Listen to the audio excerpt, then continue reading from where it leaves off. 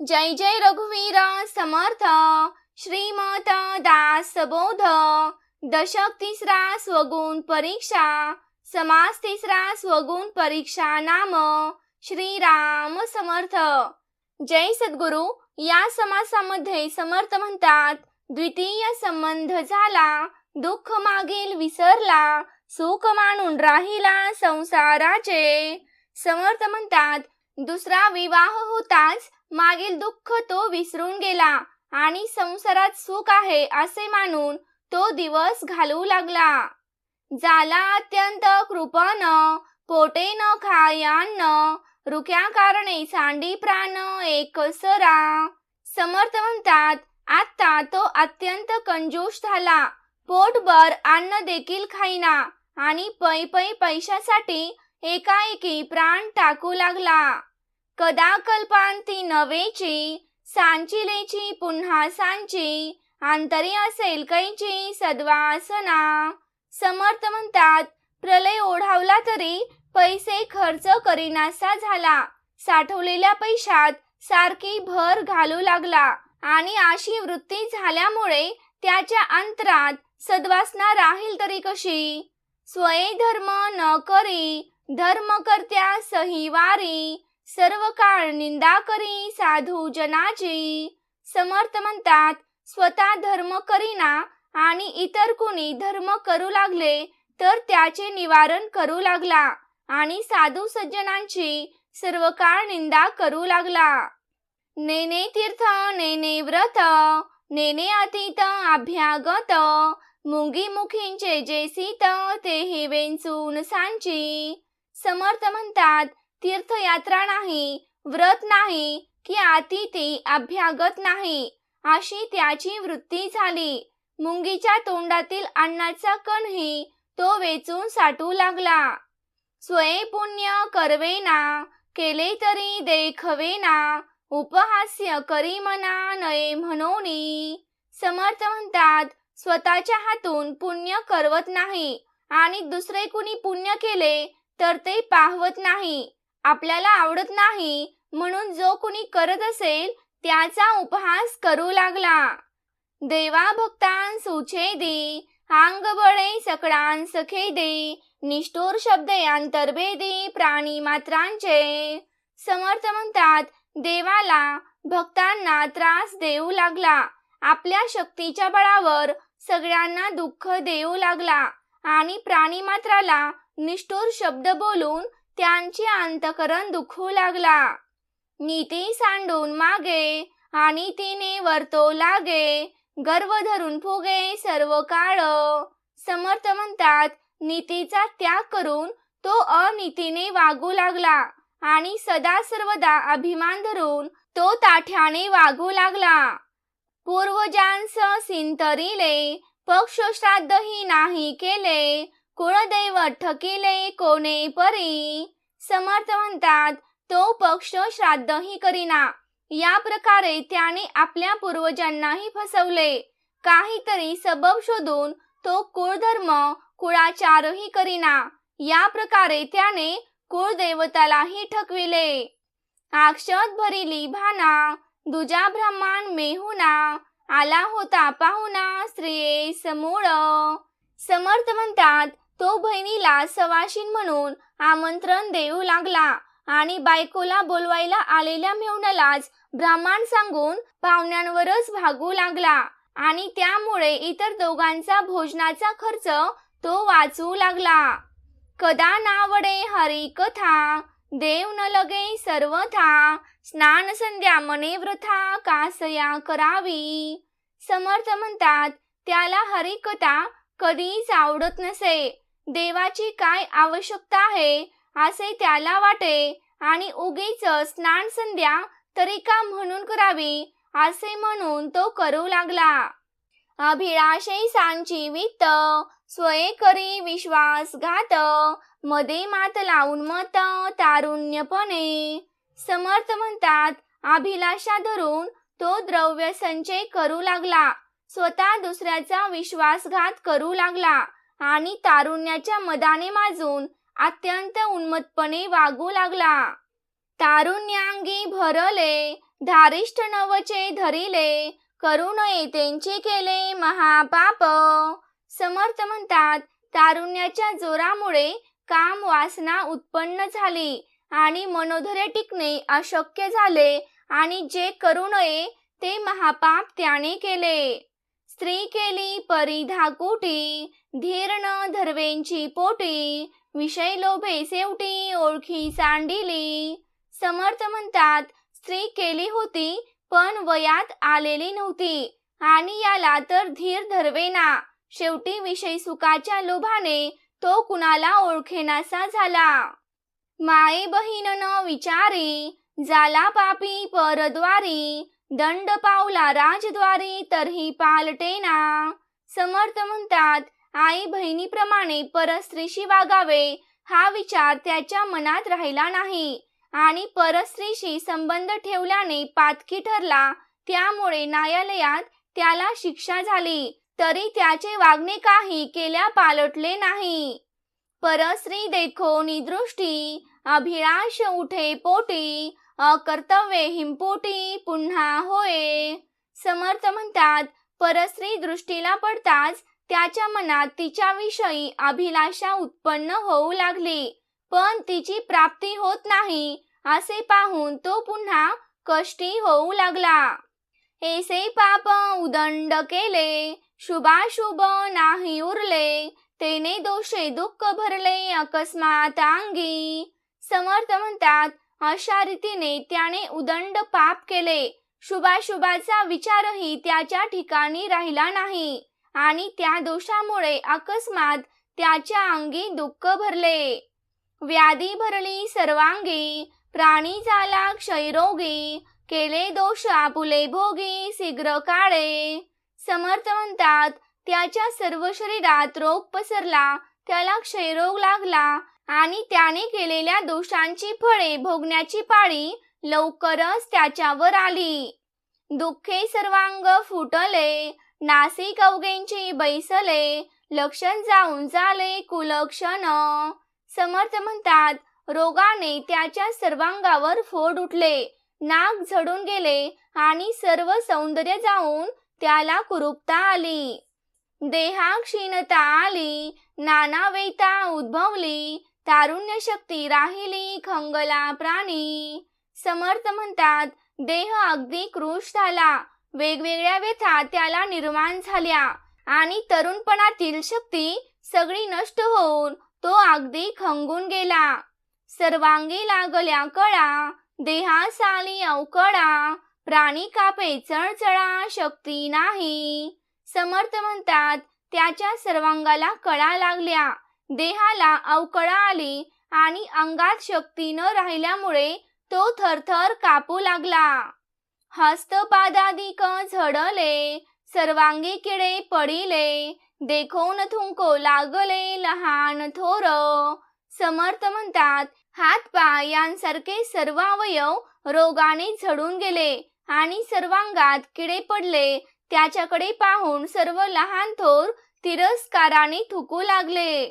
झाली विष्ठेची सारणी, भोवती उठली वढाणी, अत्यंत खंगला प्राणी जीव न वचे. समर्थ म्हणतात, त्यात त्याला जुलाब होऊ लागले आणि त्यामुळे आसपास दुर्गंधी सुटली. तो अत्यंत खंगून गेला पण जीव जाता जाईना.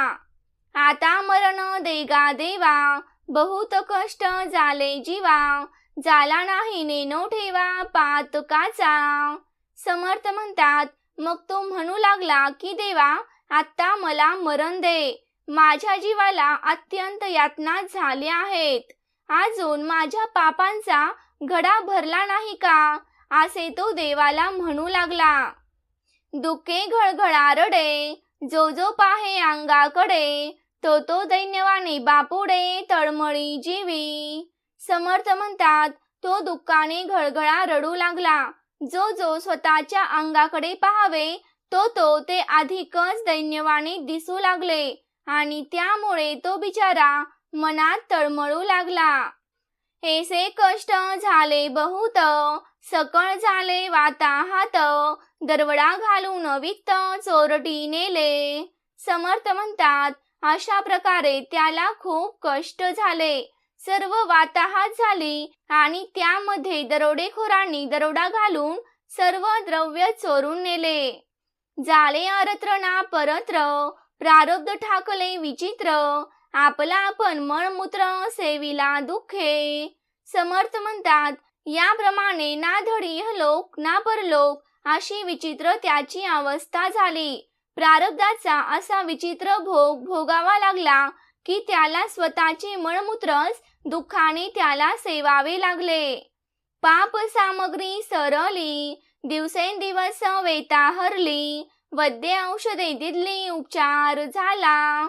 समर्थ म्हणतात, पुढे त्याला पाप कर्माचा भोग सरला आणि दिवसेंदिवस त्याची व्यथा कमी होऊ लागली आणि वैद्याने औषधी दिली आणि त्याचा उपयोग झाला.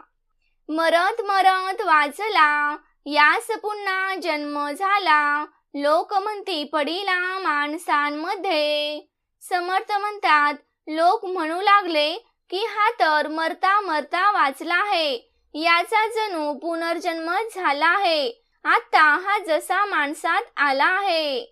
ए रे स्त्री आणिली, बरवी गर्वात मांडिली, अति स्वार्थ बुद्धी धरिली पुन्हा मागोती. समर्थ म्हणतात, मग त्याने आपल्या स्त्रीला घरी आणले आणि परत घरात दिवा लावू लागला, पण परत त्याने पूर्वीप्रमाणेच अति स्वार्थ बुद्धीच धरली. काही वैभव मिळविले, पुन्हा सर्वही संचिले, परंतु गृह बुडाले संतान नाही. समर्थ म्हणतात, काही वैभव मिळवले, परत सर्व साठवले, पण संतान नसल्यामुळे घर बुडाल्यासारखेच त्याला वाटू लागले. पुत्र संतान नसता दुःखी, वांज नाव पडिले लोकिकी, ते न फिटे म्हणून लेकी तरी हो आता. समर्थ म्हणतात, पुत्र संतान झाले नाही त्यामुळे तो दुःखी झाला. लोकात वाज म्हणून त्याला नाव पडले आणि ते नाव जावावे म्हणून आता मुलगी तरी होऊ दे असे तो म्हणू लागला. म्हणून नाना सायास, बहुत देवास केले नवस, तीर्थे व्रते उपवास धरणे पारणे मांडिले. समर्थ म्हणतात, म्हणून त्याने वेगवेगळे सायास केले, वेगवेगळे प्रयत्न केले, अनेक देवांना त्याने नवस केले, तीर्थयात्रा व्रते उपवास धरणे पारणे यांचा त्याने सपाटाच लावला. विषय सुख ते राहिले, वांजपणे दुःखी केले, तवते कुळदैवत पावले झाली वृद्धी. समर्थ म्हणतात, विषय सुख राहिले बाजूला, पण वांजपणाने दोघांना दुःखी केले. तेवढ्यात कुलदैवत प्रसन्न झाले आणि एकदाचेच मूल झाले. त्या लेकुरांवरी आती प्रीती, दोघेही क्षण एक न विषंभती, काही झाल्या क्रंदती दीर्घ स्वरे. समर्थ म्हणतात, त्या मुलावर दोघांचे अत्यंत प्रेम जडले. दोघेही त्याला एक क्षणभरही विसंबत नसत आणि त्याला काही झाले तर ती जोराजोराने रडू लागत. ऐसी ते दुःखीच ते, पूजित होती नाना दैवते, तव तेही मेले औचिते पूर्व पापे करुणी. समर्थ म्हणतात, अशी ती दुःखीत दोघे जण वेगवेगळ्या देवतांची पूजा करीत होती. तोच पूर्व पापाच्या प्रभावाने ते मूलही अकस्मात मरण पावले. तेने बहुत दुःख झाले, घरी आरंधे पडिले, म्हणती आम्हास काठीविले देवे वांस करुणी. समर्थ म्हणतात, त्यामुळे त्यांना अत्यंत दुःख झाले. परत घरी निपुत्रिकत्व आले आणि ती दोघे म्हणू लागली की देवाने वांस करून आम्हाला तरी कशाला ठेवले आहे. आम्हास द्रव्य काय करावे, ते जावे परी अपत्य व्हावे, आपत्या लागी त्यजावे लागेल सर्व. समर्थ म्हणतात, आम्हाला हे द्रव्य काय करायचे आहे, हे सर्व गेले तरी चालेल, पण मूलबाळ होऊ दे. मुलासाठी सर्व सोडावे लागले तरी सुद्धा चालेल. वांजपण संधीसे गेले, तो मरत वांज नाव पडिले, ते न फिटे काही केले तेने दुःखे आक्रंदती. समर्थ म्हणतात, एक मूल झाल्याने वांझपण गेले होते, पण आता ते मूल गेल्याने म्हणजेच मरत वांझ म्हणजेच जिची मुले जगत नाहीत अशी स्त्री, तिला मरतवांझ असे नाव पडले. ते नाव आता काही केल्या जात नाही, म्हणून त्या दुःखाने ती दोघे पुन्हा रडू लागली. आमुची वेलिका खुंटिली, हा हा देवा वृत्ती बुडाली, कुळस्वामिनी का क्षोभली, विझाला कुळदीप. समर्थ म्हणतात, आमची वंशवेली का बरे खुंटली, हाय रे देवा आमची वृत्ती का बरे बुडाली, कुलस्वामिनी आमच्यावर कोपली तर नाही ना, आमचा कुलदीप का बरे विझला, असे ते म्हणू लागले. आता लेकुरांचे मुख देखीन, तरी आनंदे रांडी चालेन, आणि गणही टोचीन कुलस्वामिनी पासी. समर्थ म्हणतात, आता परत जर आम्हाला पुत्राचे मुख पाहावयाला मिळाले तर आनंदाने धगधगीत निखाराच्या खाईतून चालत जाईन किंवा कुलस्वामिनी पुढे गळाही टोचून घेईन. आई भूता करीन तुझा, नाव ठेवीन केरपुंजा, वेसनी घालीन माझा मनोरथ पूर्वी. समर्थ म्हणतात, आई त्या मुलाला तुझा भूता सेवेकरी करीन, त्याचे नाव केरपुंजा ठेवीन, त्याच्या नाकात नथनी घालीन, पण माझा एवढा मनोरथ तू पूर्ण कर. बहुत देवांस नवस केले, बहुत गोसावी धुंडिले, गटगटा गिळिले सगळे विंचू. समर्थ म्हणतात, याप्रमाणे अनेक देवांना त्यांनी नवस केले, पुष्कळ गोसावी धुंडले आणि सगळे विंचू गटगटा गिळले. केले संबंधास सायास, राहणे घातले बहुवस, केळे नारिकेळे ब्राह्मणास, आम्रदाने दिधली. समर्थ म्हणतात, संबंधांना प्रसन्न करण्यासाठी त्यांनी प्रयत्न केले, अंगात दैवत घालण्याचे वेगवेगळे तऱ्हेने प्रयत्न केले आणि ब्राह्मणांना केळी, नारळ, आंबे यांसारखी फळे दान दिली. केली नाना कवटाले, पुत्र लोभे केली ढाले, तरी अदृष्ट फिरले पुत्र नाही. समर्थ म्हणतात, नाना प्रकारचे तंत्रप्रयोग केले, पुत्रलोभाने क्षुद्र मंत्रप्रयोगही केले, तरीही नशी फिरले आणि पुत्र काही होईना. वृक्षाखाले जाऊन नाहती, फळती झाडे करपती, ऐसे नाना दोष करीती पुत्रलोभा कारणे.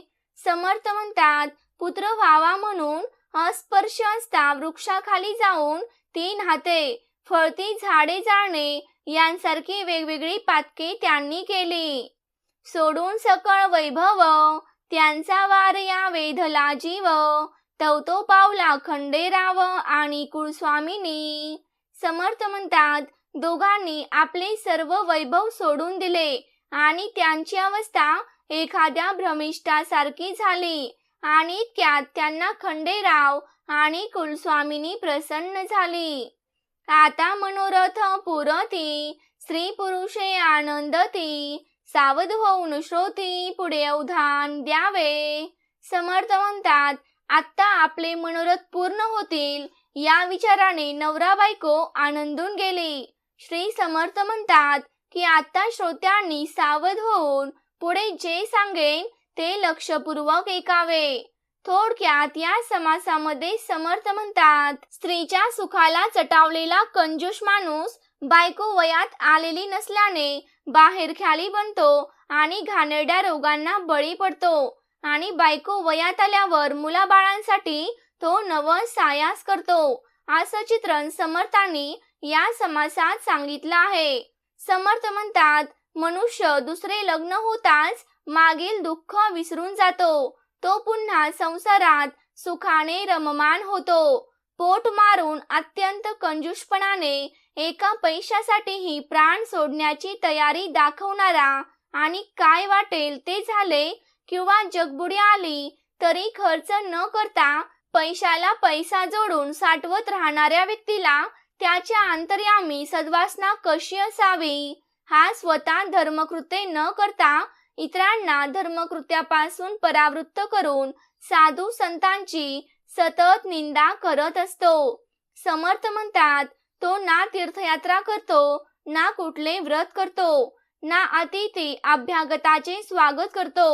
असा हा मुंगीच्या मुखातील कण सुद्धा वाया जाऊ न देणारा कंजूसपणे जगत असतो.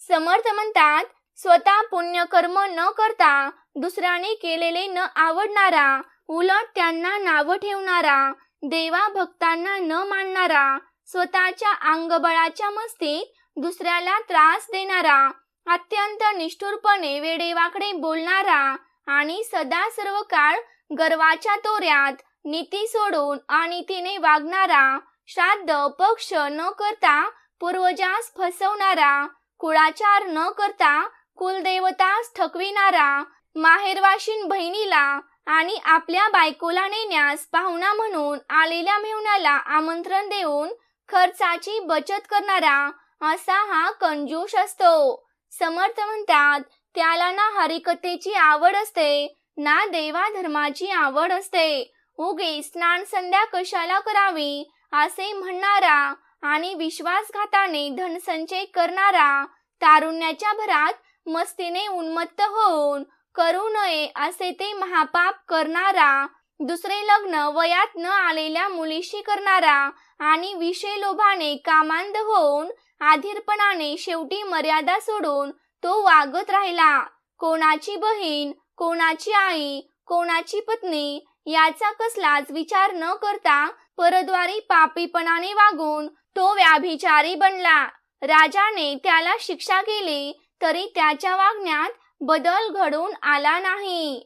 समर्थ म्हणतात, परस्त्री पाहून मनात तिच्याविषयी अभिलाषा उत्पन्न होऊन ती मिळणे अशक्य आहे असे वाटल्यामुळे तो खिन्न झाला. अशी उदंड पाप कर्मे घडून शुभाशुभाचा विचार सोडून देऊन तो वागल्यामुळे त्याला अनेक दुःखदायक असे आजार जडले. सर्वांग व्याधीने भरून हा प्राणी क्षयरोगी झाला आणि केल्या पापाचे लवकरच त्याला फळ मिळाले आणि सर्वांगावर जखमा झाल्या, नाक चपटे झाले, देखणेपणाचे लक्षण जाऊन विद्रूपपणाचे कुलक्षण स्पष्ट दिसू लागले. देह क्षीण होऊन व्यथा व्याधी जडली, खंगून तारुण्य संपले आणि तो हाडकुळा मृतवत झाला. समर्थ म्हणतात, सर्वांगातून कळा येऊ लागल्या, देहाला अवकळा येऊन हातापायाला कंप सुटून तो शक्तिहीन झाला. हातापायाची बोटे जडली आणि सर्वांगात किडे पडले. लहान मोठे लोक त्याला पाहून थुंकू लागले. नियंत्रण न राहिल्यामुळे त्याला जुलाब होऊ लागले. भोवती घाण सुटली, इतका अशक्त झाला की आता हा जगत नाही असे लोक म्हणू लागले. आता कष्ट सहन होत नाही देवा, माझ्या पातकाचा ठेवा अजून संपला की नाही असं म्हणून देवा मला आता लवकर मरण दे अशी करुणा तो भाकू लागला आणि स्वतःच्या शरीराकडे दैन्यवाणी होऊन पाहत तळमळ करू लागला. दुःखाने घळघळा अश्रू त्याचे वाहू लागले. समर्थ म्हणतात, अशा भरपूर यातना होऊन त्याची वाताहात झाली. त्या चोरट्यांनी दरोडा घालून संपत्ती लुटली. आता धड ना संसार ना परमार्थ अशी स्थिती होऊन प्रारब्धाचे विचित्र खेळ त्याला अनुभवायला येत राहिले. स्वतःच्या मलमूत्रात खितपत पडल्याने ते नाकातोंडात जाऊन दुःख झाले. दुःखे भोगून पापे सरली, हळूहळू व्यथा उणावली, वैद्याचे औषधोपचार झाले आणि हा मरता मरता वाचला. जणू याचा पुनर्जन्म झाला असे लोक म्हणू लागले.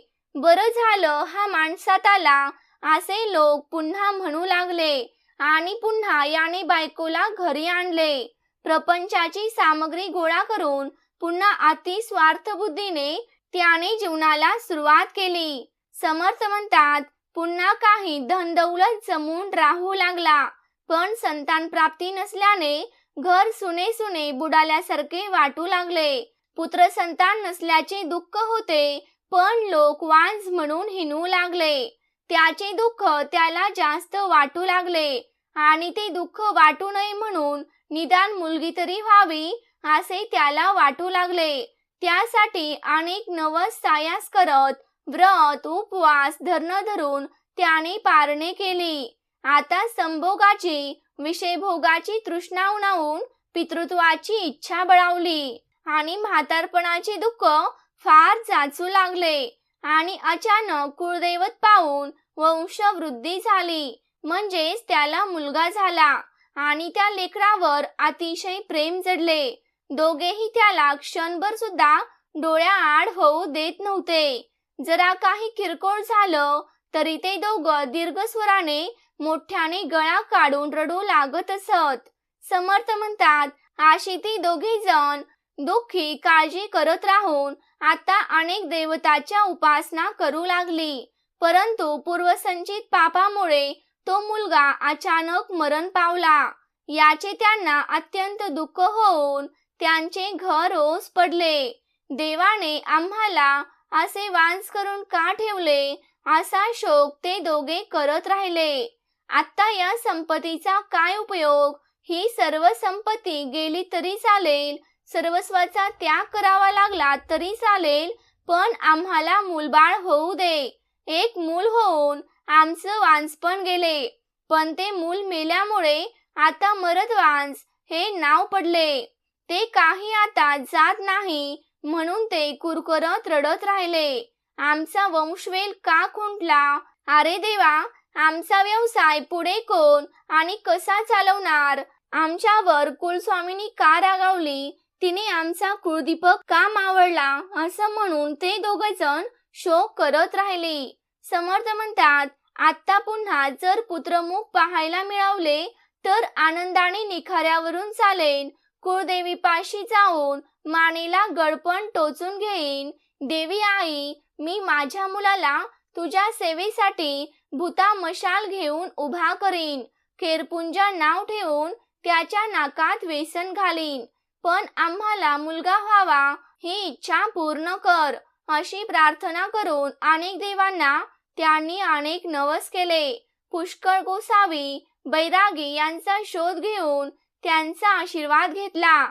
वेदनादायक असे अघोरी नवस त्यांनी गटागटा गिळले.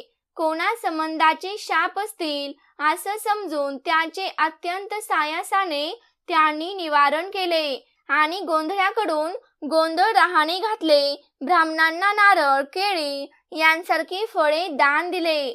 पुत्र प्राप्तीसाठी वेगवेगळ्या प्रकारची कौटाले, पिशाच विद्या आणि विपरीत करणी केली, पण प्रारब्धच फिरल्यामुळे मूल झाले नाही. समर्थ म्हणतात, पुत्र प्राप्तीच्या इच्छेने काय काय करू नये ते केले. मासिक प्राप्तीत झाडाखाली जाऊन त्यांनी स्नान केले. फळे देणारी झाडे त्यांनी जाळवण्याचे पाप कर्म केले आणि सर्व वैभव सोडून जावे असे वाटून त्यांचा जीव सैरभैर झाला. तेव्हा अकस्मात खंडेराय प्रसन्न झाले आणि कुळस्वामिनी देवीही त्यांच्यावर प्रसन्न झाली. आता आपले मनोरथ पूर्ण होतील या आशेने दोघे आनंदाने बेहोश झाली. समर्थ म्हणतात, ती कथा आत्ता श्रोत्यांनी सावध होऊन पुढील समासात ऐकावी. इति श्री दासबोधे गुरु शिष्य संवादे स्वगुण परीक्षा नाम समास तिसरा. जय जय रघुवीर समर्थ.